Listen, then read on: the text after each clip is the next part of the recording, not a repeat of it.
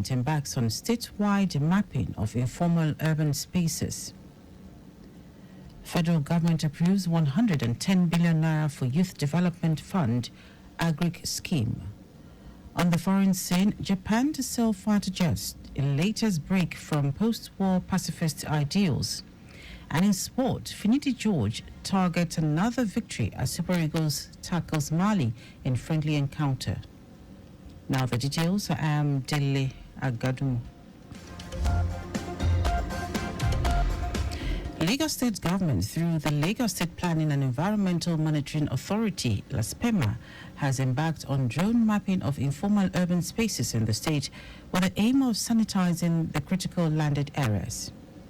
The exercise is expected to tackle misuse of informal urban spaces, which are lands emerging from the execution and delivery of public infrastructure in the state. Speaking on the mapping exercise, the General Manager, LASPEMA, Daisy Osho, said the state has over the years witnessed the unguarded use of these spaces and contended with their unauthorized governance by non-state actors whose activities hinder the growth of informal business and impinge on the effectiveness of physical development plans.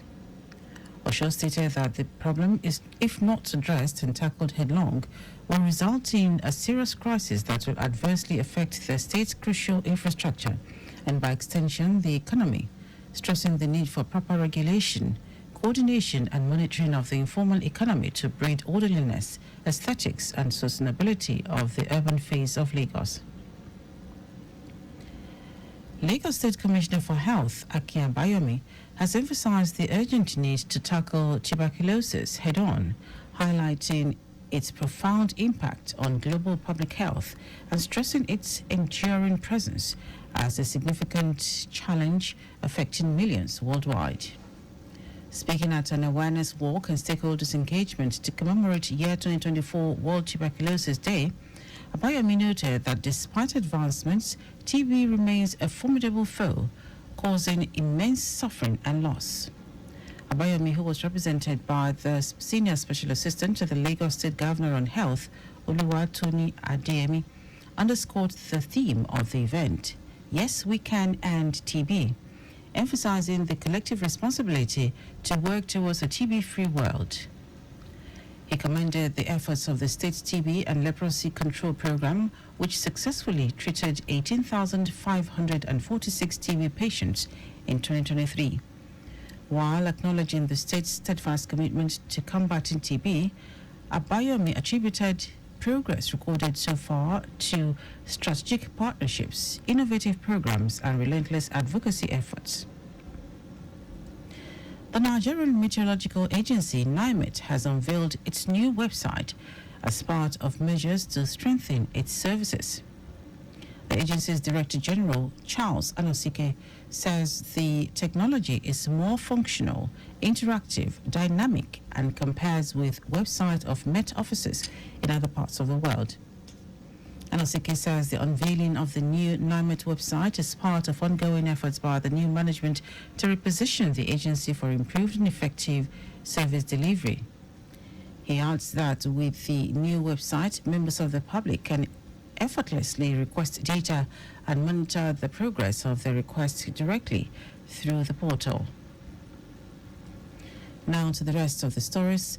The federal government has approved a total of 110 billion naira to be released for the operation of the newly restructured Youth Development Fund and the investment in agricultural small and medium enterprises. According to the Minister of Youth Development, Jamila Ibrahim Bio, while 25 billion naira each was appropriated in the 2023 supplementary and 2024 budgets, another 60 billion naira would come from the Central Bank of Nigeria. Ibrahim Bio explained that although the Nigerian Youth Investment Fund was established in 2020, the current administration inaugurated a technical committee to review and restructure it with the aim of institutionalizing it through a legal framework, which will lead to the establishment of the Nigerian Youth Fund. The minister also revealed that the Federal Executive Council has granted approval for the institutionalization of a 30% youth quota in all government appointments and an equitable young women representation inclusive of the 30%. The Tertiary Education Trust Fund, TET Fund, says it has so far spent over 23 billion naira to fund 912 research projects across the country. TET Fund's Assistant Director, Research and Development, Hadiza Ismail, stated this at a validation workshop on strengthening research and innovation funding agencies in West Africa. Ismail, who represented the director of State Fund's Research and Development at the event, said the agency is fully committed to the establishment of a science granting council in Nigeria. While noting that State Fund had continued to financially support research through the National Research Fund, Ismail said the fund is also working hard to ensure that research outputs were linked to industry to bring about the desired development. Now to foreign news. Japan's cabinet has approved the export of new fighter jets it is developing with the UK and Italy in the latest move away from its pacifist policies. It eased arms export rules to allow the jets to be sold to countries that Japan had signed defense pacts with and where there is no ongoing conflict. Japan has pledged to double military spending by 2027, citing threats posed by China and North Korea. In December 2022, Japan came on board a UK-Italy collaboration dubbed the Tempest to develop this new fighter jet that will use artificial intelligence and advanced sensors to assist pilots. The jets are expected to be deployed by 2035 in what is Tokyo's first defense equipment development partnership with a country other than the US. Now, Sports Super Eagles interim head coach Finidi George is looking forward to recording a second consecutive victory with the team. Finidi's reign started on a good note with the Super Eagles scraping past arch rivals Ghana 2-1 last weekend. The three-time African champions will be up against the Eagles of Mali tonight in the second friendly at the Grand Stade de Marrakech, Morocco. The Super Eagles will be without Frank Onyeka and Calvin Bassey for the game. The likes of Victor Osimhen, Taiwo Awoniyi, Tyrone Ibwehi and Gabriel Osho could not honor the invitation for the two friendlies due to fitness concerns, but Finidi said the team cannot afford to dwell too much on the absence of the players. And that ends our news at noon. Just before we go, always carry out proper and adequate checks on your vehicles before setting out. You can follow us and like all our various social media platforms: X, formerly Twitter, Traffic Radio 961, Instagram, Lagos Traffic Radio 961. Watch us live on Facebook, Lagos Traffic Radio 96.1 FM. On YouTube, subscribe and watch all our previous programs and news on our channel, Traffic Radio 961. Did you know that the Sanwo-Olu administration recruited 1,000 public secondary school teachers? You can get more details on the Lagos State Government website. To end the news, try the highlights of the major stories.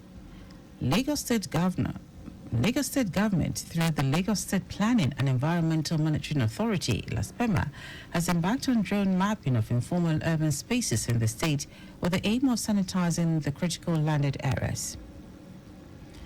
The federal government has approved a total of 110 billion naira to be released for the operation of the newly restructured Youth Development Fund and the investment in agricultural small and medium enterprises. We also told you that Japan's cabinet has approved the export of new fighter jets it is developing with the UK and Italy in the latest move away from its pacifist policies. And in sports, Super Eagles interim head coach Finidi George is looking forward to recording a second consecutive victory with the team. For contact with the newsroom, send a message to info@trafficradio961.ng. And that ends the news broadcast compiled by Abiola Fagbolagun. I am Dele Agadumo. Good afternoon. Thank you for listening.